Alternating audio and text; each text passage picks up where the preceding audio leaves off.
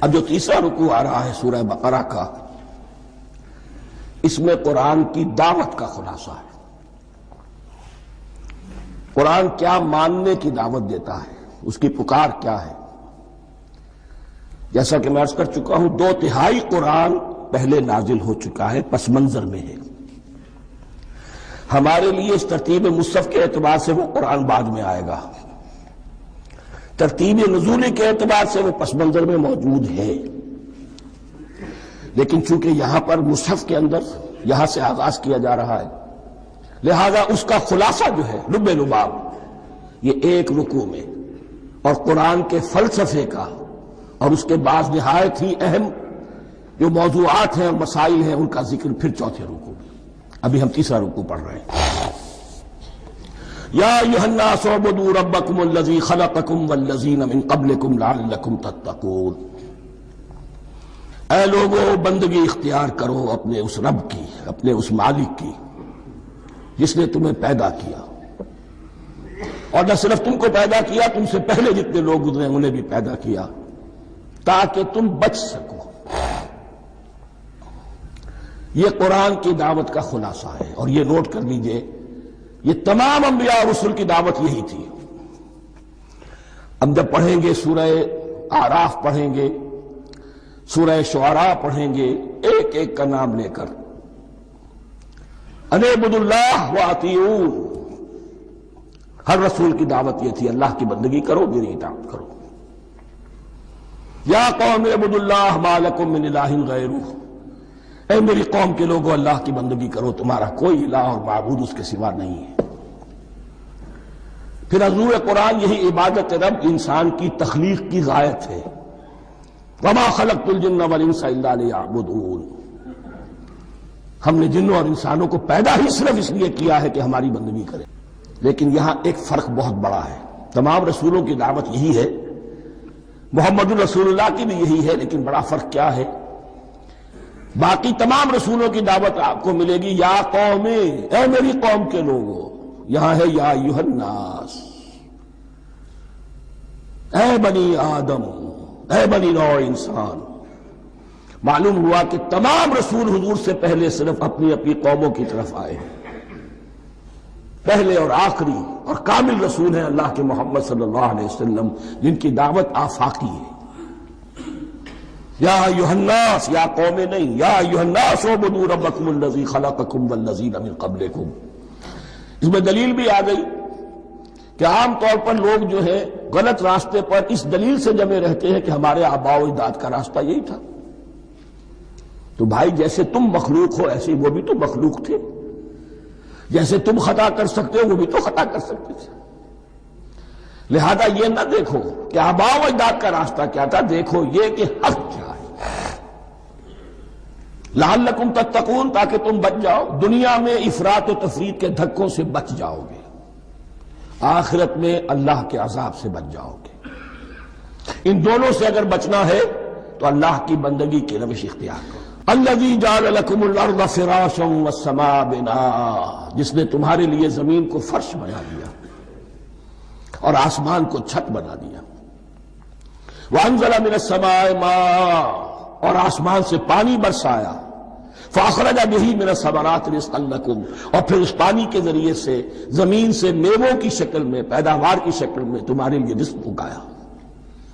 فلا تجعلوا للہ اندادا وانتم تعلمون، تو ہرگز نہ اللہ کا مد مقابل کسی کو ٹھہراؤ جانتے بوجھتے۔ وانتم تعلمون کا ایک مطلب یہ بھی ہے کہ تم بھی مانتے ہو کہ اس کائنات کا خالق اللہ کے سوا کوئی نہیں، اہل عرب بھی مانتے تھے۔ فلا تجعلوا للہ اندادا وانتم تعلمون۔ اب ان دو آیتوں میں تو یوں سمجھیے،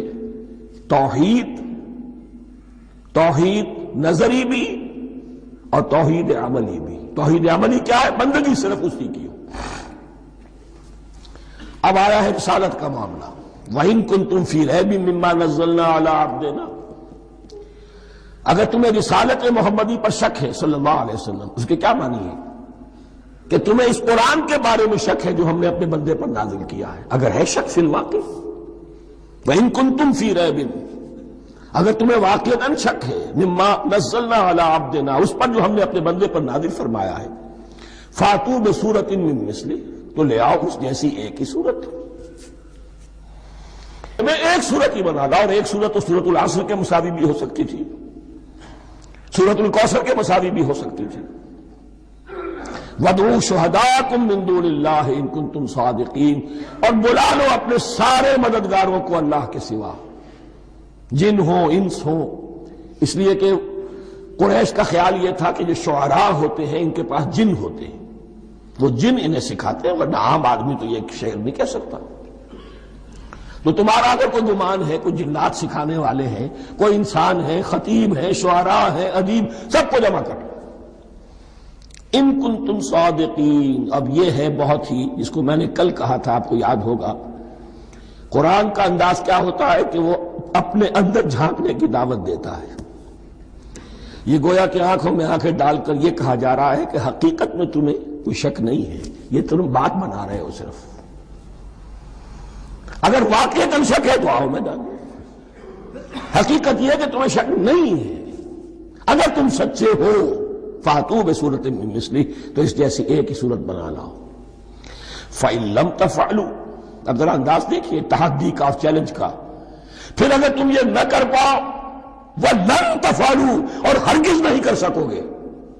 یہ چیلنج کون دے سکتا ہے؟ اللہ کے سوا کوئی نہیں دے سکتا. یہ انداز کسی کتاب کا نہیں ہے.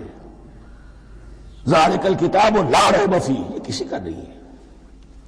فَإِن لَمْ تَفْعَلُوا وَلَن تَفْعَلُوا، پھر اگر تم نہ کر پاؤ اور تم ہرگز نہیں کر پاؤ گے، فَاتَّقُوا النَّارَ الَّتِي وَقُودُهَا النَّاسُ وَالْحِجَارَةُ، تو ڈرو اس آگ سے جس کا ایندھن بنیں گے انسان اور پتھر. اعدت للکافرین، کافروں کے لیے تیار کر لی گئی ہے، بھڑکا دی گئی ہے.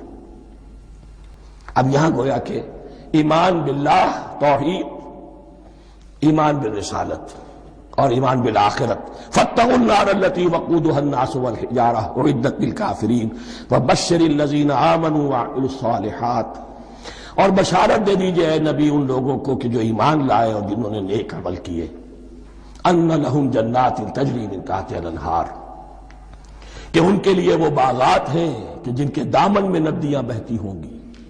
لفظی ترجمہ ہوگا جن کے نیچے ندیاں بہتی ہوں گی.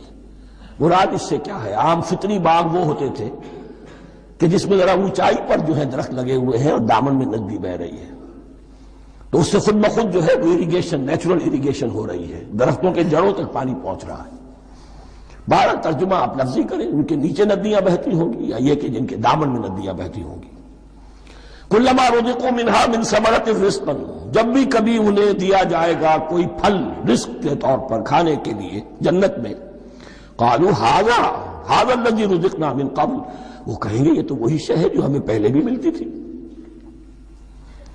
اس کا ایک مفہوم یہ ہے، یہ جو نزل ہے، ابتدائی جو ہے دعوت ہے، ابتدائی ضیافت جو ہوگی اس میں وہی چیزیں کہ جو معروف ہے، جانی پہچانی ہے. یہ رمان، یہ دیکھیے یہ انار آ رہا ہے خوبصورت، یہ انگور ہے خوبصورت، یہ نخیل ہے، یہ نخل ہے، یہ رطب ہے، لیکن ذائقے کی کوئی نسبت و تناسب بھی نہیں ہوگا.